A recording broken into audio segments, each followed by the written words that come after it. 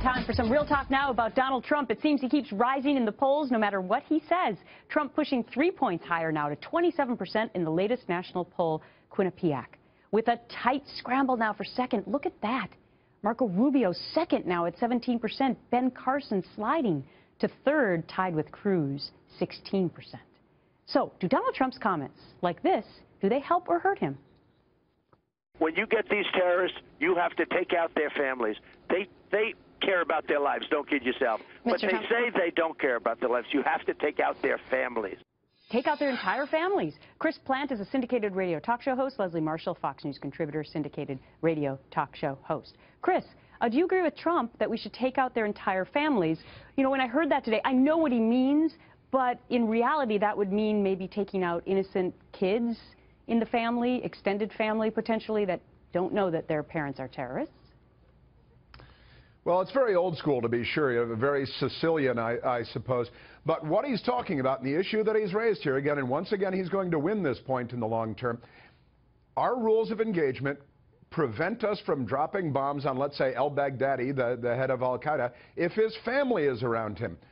They know our rules of engagement. They keep their families around them, so we don't bomb them. That's insane. That is suicidally polite.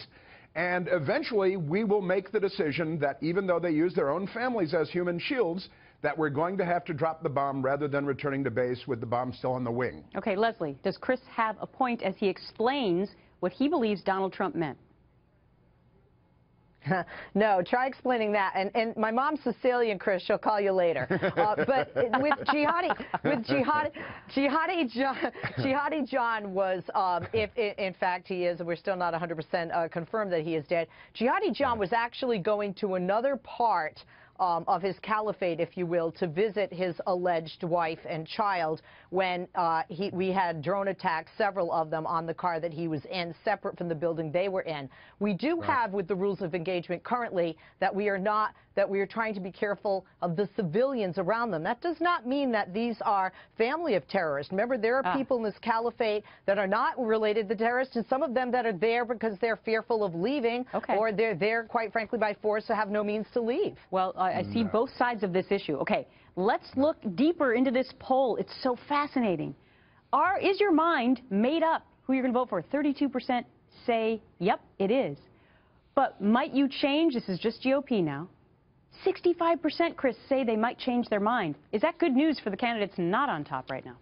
Well, clearly it is. And look, we're still very early on in the process. All we've had so far is polling by polling companies and news media organizations. We haven't cast the first vote in the first caucus or the first primary.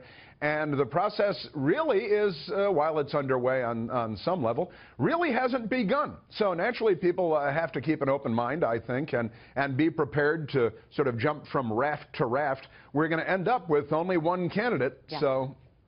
And who knows? Who knows when we'll know that final answer? It could be months away. Okay, in the meantime, Senator Ted Cruz claiming most violent criminals are Democrats. New Jersey Governor Chris Christie reacting to that earlier today. You just saw Ted Cruz there. The overwhelming majority of violent criminals are Democrats. You're a former prosecutor. What'd you make of that? Yeah, I had never noticed that in my background experience. All right, so the Washington Post gave Ted Cruz's comments 4 Pinocchios, saying it's certainly an undeniable fact that a huge percentage of African Americans vote for Democrats, just as white males tend to favor Republicans, but Cruz wildly off base. Leslie. Wow.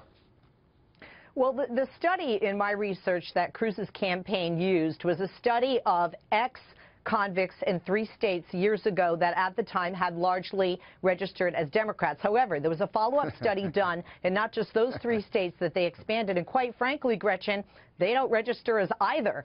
So the accuracy of that statement would not include all felons, would not include violent felons. At the time would be that study of those 3 states and ex-convicts. So Chris was giving us his opinion through your statement, Leslie, by laughing. I got to hear what you got to say, Chris. You know, look, honestly, this is laughably obvious, and leave it to the Washington Post to racialize it. That's exactly what I'd expect from them. Look, the Democrats are involved in an active state-by-state and national effort to restore the vote for convicted felons. Why do you think that is? You know, the Democrats know the score here. They're not trying to get more Republicans registered to vote.